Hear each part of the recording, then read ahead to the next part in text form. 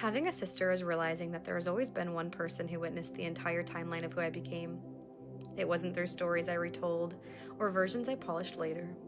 It was through the raw, unfiltered moments most people never saw.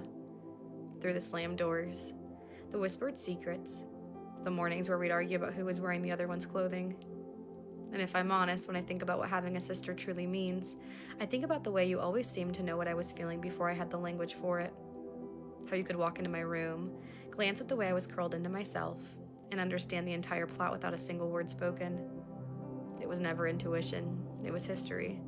A shared childhood stitched together in ways only we could translate. There was a time where we thought growing up meant drifting apart, but we ended up growing closer instead. Like two trees that started too close but somehow made room to rise. And even now in the quiet parts of adulthood, I still find pieces of you tucked into who I am. And I don't think I've ever said this out loud, but some of the healing I've done in my life happened because you were the one person who never asked me to be anything other than honest. You didn't need the polished version of me.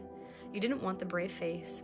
You just sat with me in the moments where my world cracked open and didn't once make me feel dramatic for breaking.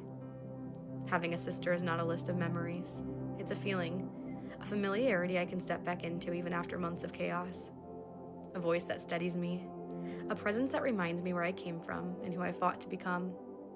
And maybe that's why I hold you so close, because in a life where so much has changed, you remain the one person who has known every version of me and still somehow looks at me like I'm worth loving through all of them.